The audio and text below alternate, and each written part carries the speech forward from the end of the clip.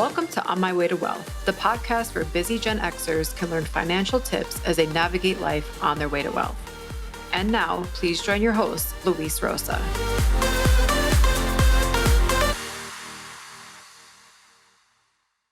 Hello, everyone. Welcome to another episode of On My Way to Wealth, Hispanic Heritage Month Edition. My name is Luis Rosa, and I'm your host. Hispanic Heritage Month takes place from September 15th to October 15th every year as a time to recognize and celebrate the many contributions, culture, and extensive histories of the American Latino community. It first began as a Hispanic Heritage Week in 1968, and later on became Hispanic Heritage Month in 1988. Since then, the month has been celebrated nationwide through festivals, art shows, conferences, community gatherings, and much more. The reason it starts on September 15th is because it celebrates the independence days of several Latin American countries, including Costa Rica, El Salvador, Guatemala, Honduras, and Nicaragua on September 15th, Mexico on September 16th, and Chile on September 18th. They also include holidays that recognize Hispanic contributions, such as the Virgin Islands Puerto Rico Friendship Day, which is celebrated in the U.S. Virgin Islands the second Monday in October. For this month, I'd like to highlight individuals who have made a great contribution in their chosen profession and the community at large. So now I'd like to introduce you today to our very special guest, Elizabeth Suárez.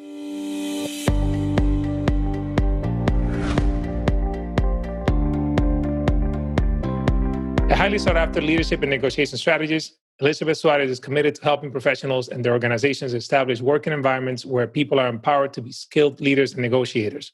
After climbing the ranks of corporate America, she spent the last decade creating the impactful and interactive platform Negotiation Unleashed, a coaching, training, and facilitation resource for professionals.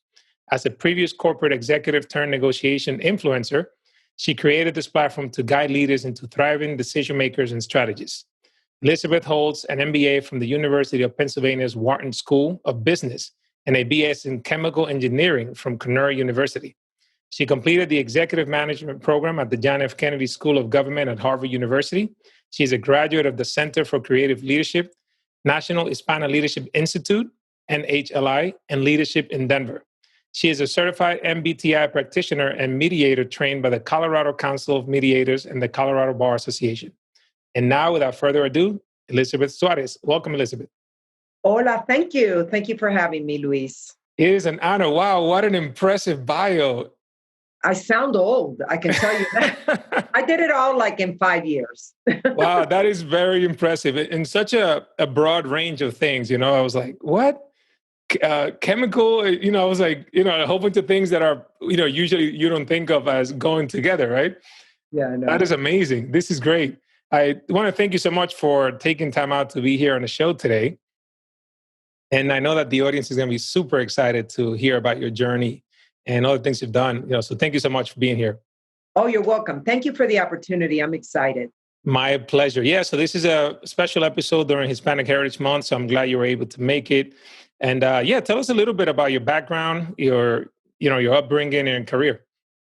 Perfect. Well, so I come from Cuban parents that lived under communism, and I was raised in La Isla del Encanto, Puerto Rico. And it was there where I formed really my identification of I am a Latina, but I consider myself a Boricua with Cuban heritage. And stayed on the island until I went to college in upstate New York at Cornell and stayed there in that Northeast United States area. Spent 15 years in corporate America, and it took me from New York City to South America to Denver to Silicon Valley back to Denver. So I have had a really elaborate background with corporate America, in which I started as an engineer, then I got my MBA and went into management and into business development across a variety of industries, from pharmaceuticals to good, products for people like Pepsi-Cola. I worked for Pepsi-Cola and concluded my career in the telecom industry. So I was very much involved in everything high-speed data, and all the wonderful stuff that is taken for granted these days with all the content we have. So absolutely, I was there at the beginning with the Apples and the Googles of the world that now they're just multinationals. Right. You can't escape them. They're everywhere, right? Wow. Exactly. And I am devoted to their products. What can I say? Amazing. So tell me, how was it like assimilating to the culture? I can tell you, I call it the me, myself, and I syndrome when I was in corporate America, which I was amazed that there were not that many other females, Latinas, and then with an accent. Oh my God, I was it. People knew who I was because of my accent. And I was like, okay, this is ridiculous. It got to a point very lonely. I will admit it to you. That is the reason why I left corporate America, because I was so tired. And I went up the ranks. I mean, I was reporting directly to CEOs. So it's not that I was in the middle of the pack. I was reporting into CEOs, being flown around the world and the country in private jets with CEOs in order to conduct business. But I just got to a point that I felt alone with the me, myself, and I syndrome. So that's when I said, I'm going to go and I am actually going to stop this madness of being the only one. And that's the reason why I started Negotiation Unleashed platform, where I came to realize that no matter what education you have, if you cannot negotiate and if you cannot feel comfortable with your own leadership style, I don't care who you are, unless you're a white man that has been given silver spoon, and nothing against white men. I adore all of them, but because they come from a different network, they have access to the people that make decisions. Coming as a Latina, as a Latino, we do not have access to those networks. So hence the reason it's so important that we do understand what it is to network and what it is to negotiate effectively and what is our leadership style.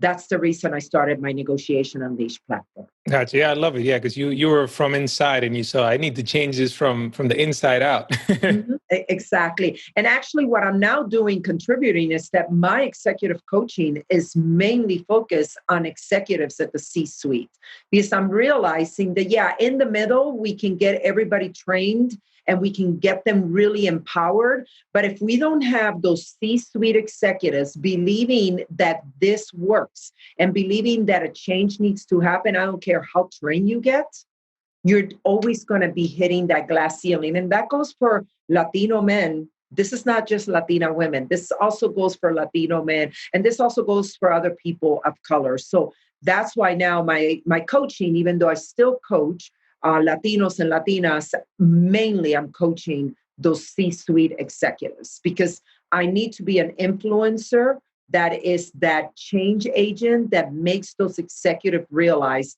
there has to be a change. That And it makes has to sense. come Yeah, from them. that makes sense. Yeah, because then you have a much greater impact. Mm-hmm. Exactly. Absolutely. Exactly. At this point. Yeah, that makes sense. What do you think is one of the ways that your Hispanic background has shaped your career? I think the main thing is that no matter how great you are, no matter how well prepared you are, it's all about your community. And your community can be defined differently. Like Luis, you can have a different definition of community. Like I can have a different definition of community, but I am not by myself. So if my community is not thriving, if my community is not being empowered, I don't care how much education I have. I don't care how many Harvard certificates and diplomas or Oxford or whatever other Ivy League you want to put on the wall, I am not going to succeed. Because I need my community. I do not stand by myself. So that's one thing that I want to make sure the Latinos realize, because I have started to see some Latinos and also some women going up those corporate ladders, and they sort of forget where they're coming from, where they come from. And I'm like, you know what? Basta no más. This is not the game how we're playing. We're not playing the white man game. Right. We're playing the Latino game in a white man game that we can actually be equal to him. So that's something that that is my main focus when I'm working with Latinos. And actually, currently, I am now coaching a Latino CEO. And even with him, he has been amazed. He even told me, he says, I have assimilated so much in order for me to survive this Fortune world, company world that I am in part of, that I have forgotten where I sometimes my starting point. Yeah. So that's a thing that people need to realize. This is a reality. We need to remember where we came from, and we need to also realize that we did not get there by ourselves. I like that. They say a rising tide lifts all boats, right? So exactly. I love that approach. That's great. There has been an abuela, a tia, the best friend, an enemy, whatever you want to say out there, that actually contributed to the pedestal that you're standing on. Yeah. And, speaking of which, who has or have been some of the most influential people in your life? I will start, she has passed, which is mi madre, my Cuban mother. She came, leaving Cuba with everything that she had in Cuba and leaving it with my father, that when they got to Puerto Rico, they realized he had an incurable disease, which meant that she became a widow a few years after they arrived. So then she was left with 4 little kids with an education. And what she came to realize, no money, she realized the only thing that they cannot take away from you is your education.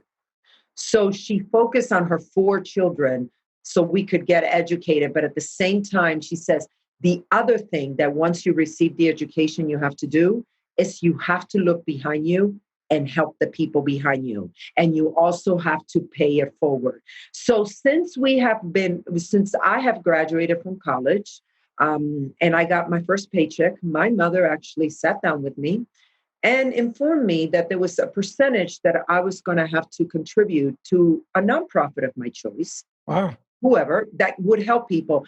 And I have been contributing to that nonprofit since I turned 21 years old. Wow. So, and I am way away. Just for about 10 years or so, huh? Yeah. 12.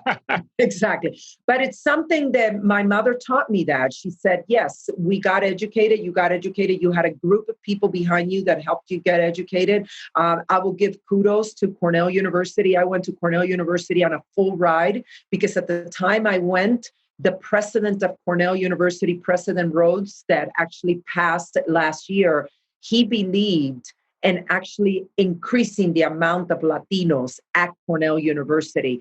And he picked several of us, and I went on a full ride to Cornell University. So I am thankful to people like that, and I have to do the same to other people that come behind me. So my focus has been placed I'm very focused on Latina women professionals. So I have spent the last 20 years mentoring Latinas. And every year I mentor 2 to 3 Latinas. And when I say mentor, you can ask any of the people that I have mentored, I become your mother.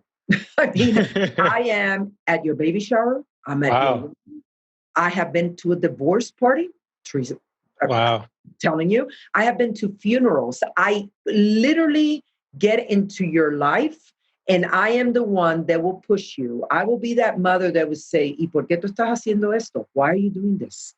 And I can tell you, all these mujeres are like, yeah. Put that mirror up. Exactly. And I still keep in touch with them. I have it that the first 2 women I mentored, they're now amazing professionals, 40, 41 years old. And to this day, they still laugh. They're like, oh my God, the phone, which they say that when they see the phone and they see my name, they like answer it like, hi, hola, yeah, hi, how are you? Like sometimes they're afraid that I'm calling, but I'm just calling to check in. And that's one thing, that's one of the ways that I do it. Plus the way that my mother asked me that I needed to, because money also talks, that I needed to invest in a cause that I am very close to me. And the cause is actually an organization that helps girls, Latina girls from El Barrio to get educated. So I actually contribute to that organization. So, I mean, it's that we all have to do this because I am not here because, Elizabeth Suárez is wonderful. No, it's not that. It's because a lot of people worked their tail off and believed in me. Yeah, and this is a bigger focus. I like that because it's not just like work hard so that you can get the good job. It's like, that's just part of it. And you're going to help other people come up as well. Exactly. Extending that ladder. No, that's really very sound advice. That's amazing that she built that. Yeah, instilled that in you. That's amazing. So tell me, how did you get to where you are today? So like, how did you go from like corporate world? Was there a moment when you were like, I'm just going to go on my own and start my own business and do my own program? Yeah, I think it was the year that my husband became very scared. I was actually rising. I was doing very well in the telecom industry and ended up in an amazing company that then got bought out by Comcast. And Comcast basically said, well, you know what? We want you now in Philadelphia. You're going to be leading this group. And that's how it goes. And at the time I had two stepdaughters that lived with us that were in high school. I had an elderly mother living with us, and I had a little girl that happens to be my daughter. And I just said, I cannot move them again. I mean, the moving that I have done, like what I mentioned to you, it was really New York, Philly, back to New York, South America, back to New York, Denver, Silicon Valley, back to Denver. I mean, I got to a point that I'm like, I can't continue doing this. This is insane. So I, at that moment, did the National Hispana Leadership Institute, which was for 30 years an organization that focused on basically developing Latinas throughout the country. And they would pick 20 to 22 of us on an annual basis from different sectors, from the private to the corporate to government sector. And they would put us together for 4 weeks and make us leaders. I mean, and I can tell you it was from that experience that I realized that I need to be more of an influencer, and just staying in corporate America and going all over the place, it's going to be so narrow that my reach needs to be wider. So I came to realize that I was an excellent negotiator when I negotiated one of the best severance packages I have ever heard in my life. Even my husband was like, how much did you get? I mean, he couldn't even believe it. Even for today's dollars, it's ridiculous the amount I negotiated. And I basically said, well, okay, I'm doing it. And I just got home, and I remember informing my husband and saying, look how amazing. And he was like, oh, wow. He says, so what's the next step? I said, I have no idea. And he was like, what's the strategy? I said, I have no strategy. And he was like, okay, well, let me, I remember he left the room because I think he was like he couldn't believe it. And so it really took me a year and a half in which I really deep down got and assessed myself. I reached out to some main mentors, talked to them. Heard very difficult feedback. And then I came to realize where I can be the greatest influencer is if I am able to develop a platform where I can reach, not only empower the people I want to empower, but at the same time, have access to the individuals that can make a difference to the people I want to empower. Hence the reason I started Negotiation Unleashed. Hence the reason my executive coaching is focused on that C-suite executive. I still will do executive coaching to the middle management in order to move them up. But my platform also includes not only coaching, but a lot of training, a lot of facilitation, and also a lot of videoing. I have created different video series that even if it's at 3:00 in the morning, you're trying to figure out what's next, you can go to my speaker, Elizabeth Suárez YouTube channel and find something that can hopefully help you and motivate you and for you to stay at the course and get the goal you want to reach. Got it. Yeah, thank you. Yeah, I wanted to ask you a little bit more in depth about Negotiation Unleashed. So when it comes to coaching, what do you do with these individuals? Other than scream at them and saying that how mad I am? No, I'm just kidding. Actually, that's a very good question. I do it and this is the engineer in me, I do it very methodical. I have an approach in which it first starts with some sort of feedback. So I do it from an assessment perspective of figuring out what are their leadership styles as well as what are their negotiation styles, to a feedback of what is their community saying to them. And that means their peers, that means if it's a CEO above them, which means the board of directors, and also the people that they lead below them. So I gather that information. It's all anonymous. Obviously, the people know who they are because they actually introduced me to these people. So I have access to them. And then I create a feedback report of saying, this is what I heard. And some of it, the majority of it is very positive because for you to become a C-suite executive, you have to be good at it. You can't, not everybody becomes that. So your capabilities and your skills and your knowledge are extremely strong. However, now we get into what I call that return on your relationships. That is where they need to excel better, a little bit more. And that's where the leadership styles and the negotiation styles come in which then I work with them. I form an engagement with them of X amount of months. Some of them have kept me for a couple years in which we work on those soft skills. And I hate to use that terminology, soft skills, because I call them the most difficult skills. This is not something that you read and you implement like an engineer and you do, whoop, got it done. This is something that you have to grow with. and you have to continue sustaining it and gathering more information and more feedback so the sustainability and the accountability is real and transparent, and you evolve as a leader. So that's what I do with them. So I try to make it as quantitative as possible at the beginning so they can understand the direction we're taking. But then we go into the qualitative approach. And that's what I really like, because I'm basing it on all this research and data. And then now we're talking about real life. I mean, it is stuff that they talk to me about that I just sit there and I do, oh yeah, I lived that example that you just gave me. And guess what? I lived that on the other side, not on your side. And trust me, I can tell you, it's not that pleasant to live it on the other side. So that's what I'm working with them. And what I have seen that is hopeful, Luis, there's more and more C-suite executives that are saying, you know what, I need help. But at the same time, I do not announce who they are. I keep it very respectful, anonymous. It's their right to say what they want to say if they want to admit that they even have a coach. A lot of them admit that they have coaches, but they will not say who are their coaches. But you know, it's great work. It's a very intense work. My sessions with them are always 90 minutes. I need like a 45-minute hour break after each session because it really burns me out. And they do the same. So a lot of my sessions, I'm glad that I work in different time zones, are like before lunch or before they go home, because they say they can't go into another meeting just from the sessions. And it's not that it's terrible, the session's negative, it's that it's intense vetting, processing, admitting, and trying to figure out what to do next. That's hard. I could imagine. Yeah, sounds pretty intense. It is intense. But that's why it's so effective, right? It is. And it gives me hope because they realize that they need to do this because they realize they are the leaders and they admit it. And they also admit that they like to be the leaders, and rightfully so, they should be the leaders, but they need to also continue evolving and develop. Absolutely. That makes a lot of sense. So let me pivot here a little bit. And can you tell us a little bit about The Art of Getting Everything, your book? Yes, this is a book that I wrote 4 years ago. Thank you for asking. It is a bestseller.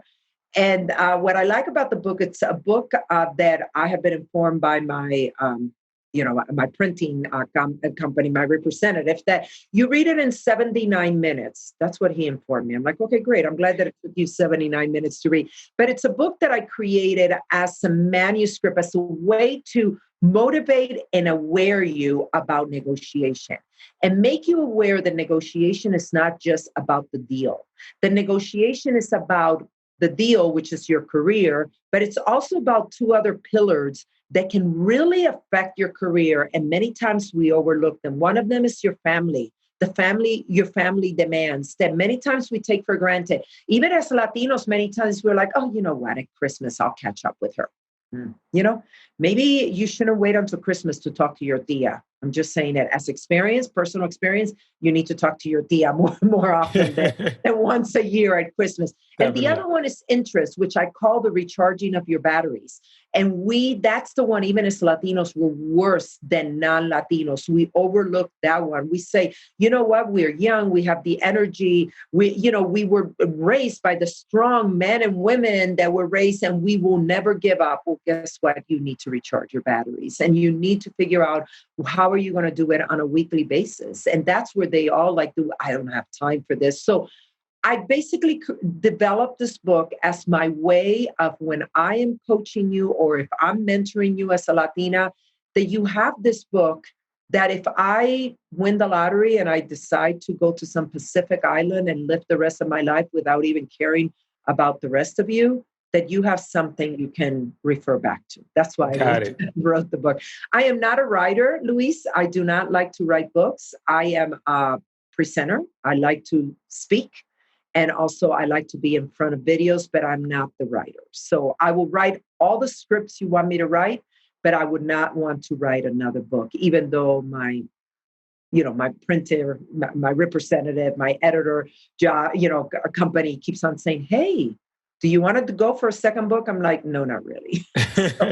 I may change, maybe when I'm on that Pacific island or that Caribbean island, I may say, bring it. Let me write the second book. I don't know. Maybe. Yeah, where would you go? Like San Juan or? Well, to tell you the truth, I think I would like to go back. If I decide to end my life on an island, I will go back to Puerto Rico only because, but I would not go to San Juan, believe it or not. I would go out of San Juan to a small town, and I would just be there and be that abuela that the little kids will want to come and just talk to, even though I'm not their abuela, and just hang out. Be that old lady that they can say anything and I will make them laugh. That would be, if I end up like that in my life, I know I did a full circle. I could see that. And then you're just like giving those nuggets of knowledge too, And also enjoying them, seeing them grow and watch them grow. That for me, that will be priceless. That would be awesome. Well, here's something that I was thinking about as you were describing how you don't like to write, but you do like to present and speak. You could probably speak your next book.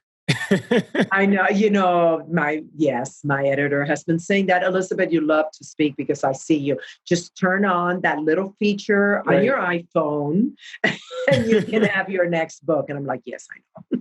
Yeah, that would be great. And speaking of the book, by the way, for those of you listening, if you like the podcast, go leave a review and take a screenshot of it. Send me an email at luis@onmywaytowealth.com.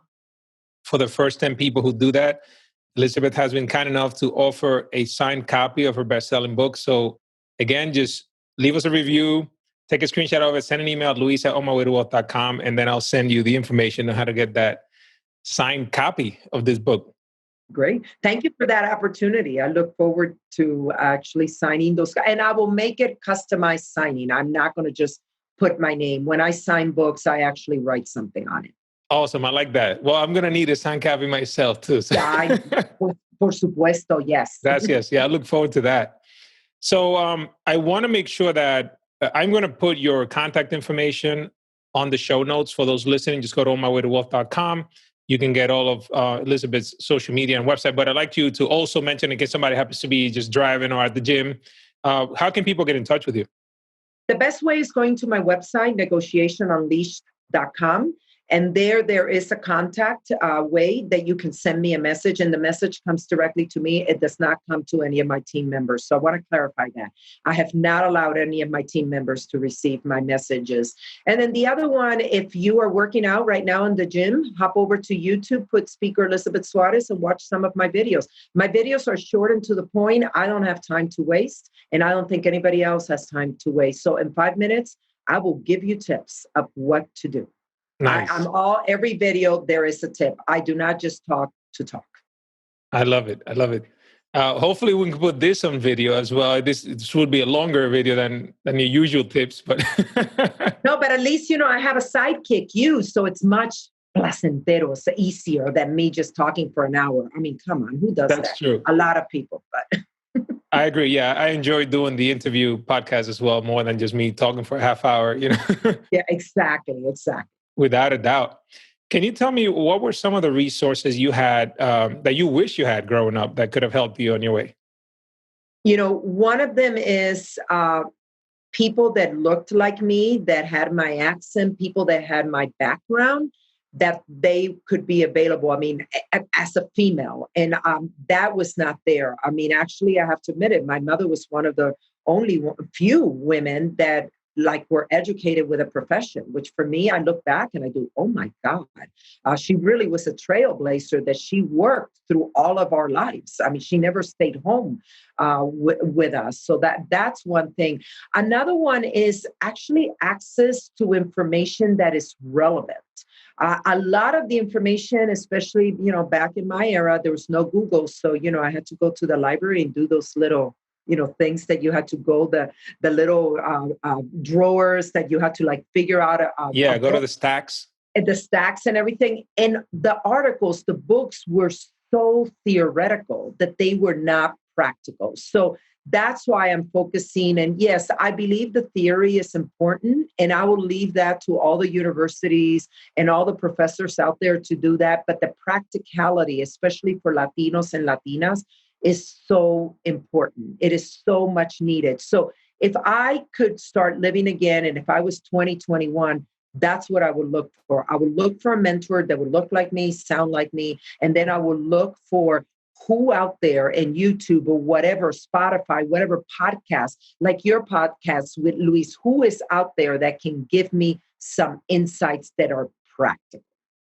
That makes a lot of sense. Yeah, you're so right. I went to school, got a Bachelor of Arts in economics, but at the end of the day, like it was all theory.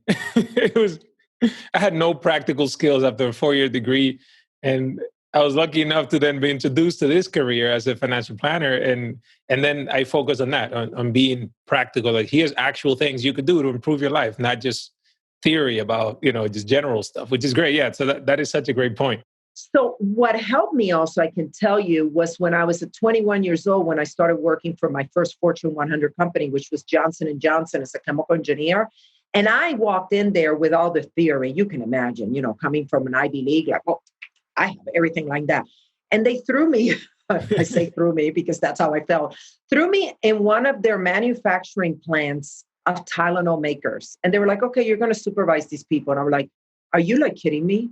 Like, wait a second. Like, I need an office. I need to like look at spreadsheets. And they were like, no, we have to like get this stuff out. And let me tell you the deadlines. And I appreciate so much that Johnson & Johnson gave me that practical experience that at the beginning, the first 6 months, it was such a learning curve. I mean, it wasn't that they're going to let me fail. Obviously, they had invested in me, but it was such reality that they even said it. They said, don't you love it how you get all this great education and nothing is practical? I'm glad that since I have graduated, it's gotten a little bit better, a little bit more practical, but it needs to be even more practical. Agreed. What do you feel is still lacking or unavailable today for Latinx and Hispanics as they work toward achieving their goals? What's lacking is the access to the decision makers. And I'm not only saying in the C-suite, I'm even saying in higher ed, from community colleges to Ivy Leagues, access to some community leaders. The community leaders, many times that happen to be Latinos or Latinas, it's like very, very localized. Like let's start looking at senators in the state level, start looking at DC federal level. And I mean, you can count them in one hand. Okay, I'll give you two hands. Maybe. Yeah, I'm trying to. You're being generous. Yeah, I'm trying to be positive here, but that's the problem. Lack of access to seeing examples of what we need to mold ourselves as in order for us to say, oh, okay, this is what we have. And then access to those individuals that can help us. Because what I have noticed, a lot of these individuals that get to these high levels, then they're so busy, they don't have time to like, I really can't talk to Maria there. I mean, well, no, you need to talk to the Marias and the Juans. I mean, I really don't care. I mean, figure it out at least twice a year. I'm not saying daily, but twice a year, you can set some time aside that how are you going to talk to them and how are you going to give them tips and ideas for them to continue? Because you need to pass the torch. That's the biggest complaint I have of this country right now. We have not passed the torch or gotten the awareness of the next generation to get the next generation ready and pass the torch and say, vaya con Dios, it's time for you. Yeah. And that is where I am just doing a little part that I'm going into, obviously the professional, the corporate and private sector, trying to get these C-level people that they need to help the next generation be aware, educate them, expose them, and then pass the torch. But it can't only be me. This has to come from all the different pillars in our society. Oh, yeah. It's a whole systemic thing for sure. Mm-hmm. And, I've noticed that too when it comes to money in the Latino community too. I felt like a lot of the generations just like start from scratch. Mm-hmm. So when you were speaking, I'm like, yeah, that is just exactly how I see it too. It's like, yeah, you should do well for yourself and then also teach your kids and have them teach their kids like your mother did, right? Just like, hey, you got your first paycheck. Let's sit down and let's budget this out. And here's how much is going to go to a cause that you care about and, and do the same for other things, right? That is so powerful. That can have like transgenerational impact. And I can tell you with my mother was a 3%. She chose 3%. And I can tell you net 3% when you're 21 and you want to like go and buy the latest whatever, you're like, pero espérate, that's too much money. No, that's not too much money. Big chunk, yeah. You know what I mean? You're going to put this through because you have to pay it forward. So no, it's interesting when you're doing it net. I'm not, you know, I mean, you're like, oh, because net, it's to 3% of gross from the at the net. I'm like, oh, no. That's a big chunk. Then you realize how much Uncle Sam takes from you. You're like, yeah, and imagine if your parents decide to charge you rent on top of that. Yeah, you're in big trouble. Oh yeah. So if you could have one superpower, what would it be? One superpower that I can reach more people than what I can do. That I can literally, like one-on-one, be able to sit down with Latinos that want to sit down with me one-on-one and just dive in and give them some advice. Like, so I would need to multiply myself. Like, absolutely. Or, whatever. I hear a calling for that second book. Even the more reason for it. So what is one common misconception that you believe people have about Hispanics or the Hispanic culture in general? That, oh God, I'm going to say this and I don't want to say that we cannot be focused because we love to include everybody. And you know what I mean? That we cannot get a project done on time or get focused on something because we have to include so many people and we need to be part of so much stuff. And I don't believe in that. I believe that we can do it. The thing is that we do it different. Yeah, that's true. Yeah, but we do it. We do it, but we don't do it the Anglo way. I mean, and that's okay. We do it very, very differently. Yeah, as long as it gets done, though, that's what matters, right? Yeah, exactly. Makes sense. So let's go into some fun stuff here. I'm going to ask you, what do you love about being Hispanic? What I love the music, I love the food, and I love that I can move my hips y bailar como una loca. I see my non-Latina friends that I look at them and I do, oh, honey, all those 20 years of Arthur Murray dance classes hasn't helped you. I'm just being honest. I mean, that I have that rhythm and Latinos, you just put, and especially Puerto Ricanos. I know you're from República Dominicana, so you have it there too. It's just that those tambores start going and your hips start moving. And I love that we have that. That's ingrained in us. Yes, it is. Without a doubt, it's in our blood. So what is your favorite Latin cuisine? Oh, picadillo con arroz y habichuelas y maduros. Ooh, maduros. You had me at maduros. Mm-hmm. That is my go-to. And I'm proud to say that I shared it with my daughter, got my daughter involved. So when she graduated from high school last year in May 2019, I did a very special party for her. She had her friends party and everything, but then I did a party of 20 people that had influenced her life. And I said, okay, so you're going to have to choose what is the catering you want. And she turned to me, she says, I don't want catering. I want you to cook this. So she asked me. So everybody was so impressed that I cooked this Cuban Puerto Rican type of dinner. And that's what she asked for. Like my husband's joke was like, when she gets married, this what she's going to feed the people. Hey, buffet style, right? I know. All you can eat, go for it. Exactly. Then they'll need a nap afterwards, right? Exactly. So tell me one thing that you're grateful for today. I am grateful that I had an amazing mother that believed in me and showed me the importance of community. Awesome. Now, you had mentioned that how you want to if you had a superpower, you want to basically duplicate yourself all over, right? So you can have these one-on-ones with people. So let's say that you had that opportunity to do that. What is the best piece of advice that you would have for all Hispanic men and women out there trying to go after their dream today?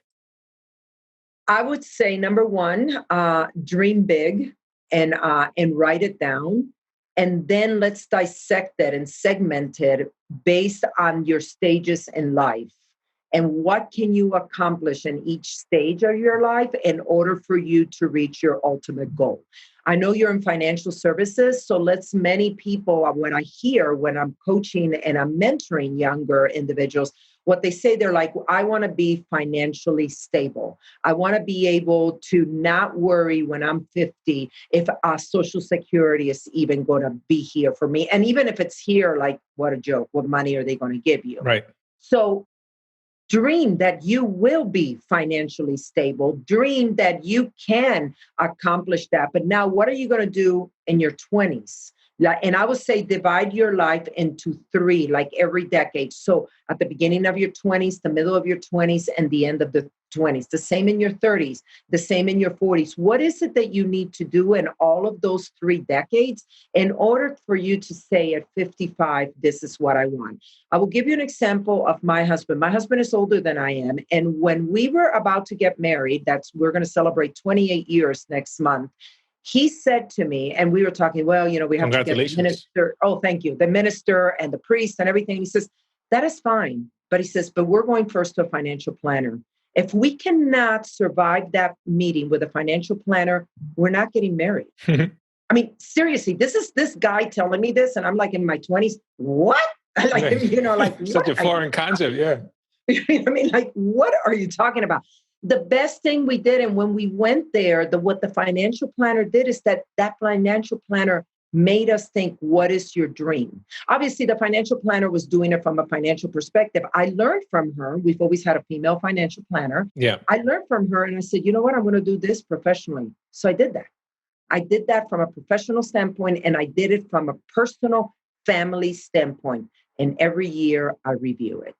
So dream and then divide it into segments. Many times what we do is like, oh, we're just thinking about that dream. You can't. You have to segment it because you can't do everything in 1 year.